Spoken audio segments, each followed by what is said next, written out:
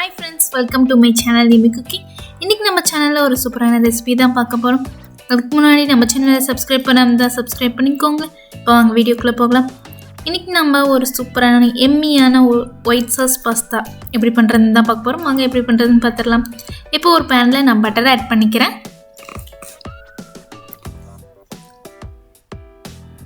Butter நல்லா melt ஆனதும் இதில் வந்து இப்போ வெஜ்ஜஸ்லாம் ஆட் பண்ணிக்கலாம். ஆனியன் ஃபஸ்ட்டு ஆட் பண்ணிக்கோங்க. அப்புறமா கேப்சிகம், அப்புறம் கேரட்.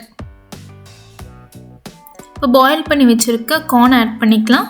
இதுக்கு தேவையான அளவு உப்பு ஆட் பண்ணிக்கலாம். இப்போ இதை நல்லா வந்து ஹை ஃப்ளேமில் நல்லா ஃப்ரை பண்ணி எடுத்துக்கோங்க.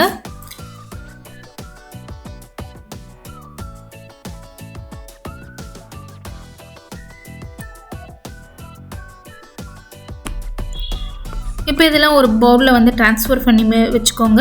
இப்போ அதே பேனில் பட்டர் ஆட் பண்ணியிருக்கேன். சின்ன சின்னதாக சாப் பண்ணி வச்சுருக்கேன். கார்லிக் ஆட் பண்ணியிருக்கேன். இப்போ இதை நல்லா வதக்கி விட்டுக்கோங்க. இப்போ இதில் 2 டேபிள் ஸ்பூன் அளவுக்கு மைதா ஆட் பண்ணிக்கோங்க. மைதா நல்லா ஃப்ரை பண்ணி எடுத்துக்கோங்க.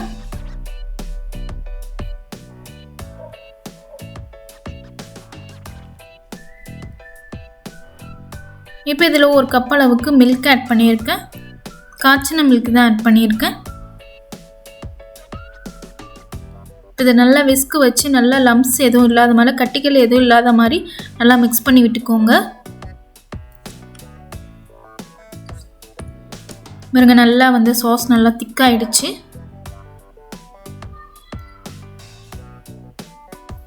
இப்போ இதில் வெஜிடபிள்ஸ்லாம் ஆட் பண்ணிக்கலாம். ஆட் பண்ணி நல்லா மிக்ஸ் பண்ணி விட்டுக்கோங்க.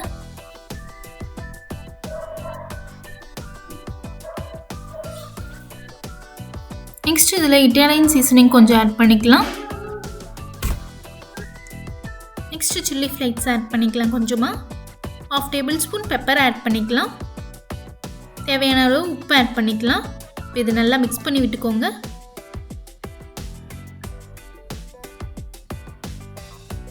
நெக்ஸ்ட் பாயில் பண்ணி வச்சுருக்க பாஸ்தா ஆட் பண்ணிக்கலாம். நீங்கள் எந்த பாஸ்தா வேணாலும் எடுத்துக்கோங்க. பாயில் பண்ணும்போது கொஞ்சமாக ஆயில், சால்ட் விட்டு பாயில் பண்ணி எடுத்துக்கோங்க. நீங்கள் எந்த பாஸ்தா எடுத்துக்கிறீங்களோ அதில் பேக் சைடு வந்து இன்ஸ்ட்ரக்ஷன் கொடுத்துருப்பாங்க எவ்வளோ நேரம் பாயில் பண்ணணுன்னு.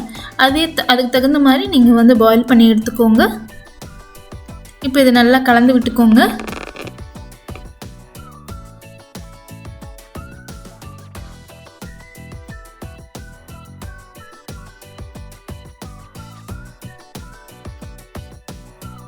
இப்போ இதில் லாஸ்ட்டாக வந்து சீஸ் ஆட் பண்ணிக்கலாம். நான் ஸ்லைஸட் சீஸ் தான் ஆட் பண்ணிக்கிறேன். நீங்கள் எந்த சீஸ் வேணாலும், வேறு ஏதாவது சீஸ் வேணாலும் ஆட் பண்ணிக்கோங்க. இப்போ இந்த இதுலேயே சூடுலேயே வந்து சீஸ் நல்லா மெல்ட் ஆகிடும். மெல்ட் ஆனதும் வந்து நல்லா மிக்ஸ் பண்ணி எடுத்துக்கோங்க. அவ்வளோதான், நம்மளுடைய சூப்பரான ஒயிட் சாஸ் பாஸ்தா ரெடி ஆகிடுச்சு. நீங்களும் இதே மாதிரி வீட்டில் ட்ரை பண்ணி பாருங்கள். ட்ரை பண்ணி பார்த்துட்டு எப்படி இருந்துச்சுன்னு மறக்காமல் கமெண்ட் பண்ணுங்கள், லைக் பண்ணுங்கள், ஷேர் பண்ணுங்கள். மறக்காமல் நம்ம சேனலை சப்ஸ்கிரைப் பண்ணிக்கோங்க. தேங்க்ஸ் ஃபார் வாட்சிங். நெக்ஸ்ட் வீடியோவில் பார்க்கலாம். பாய்.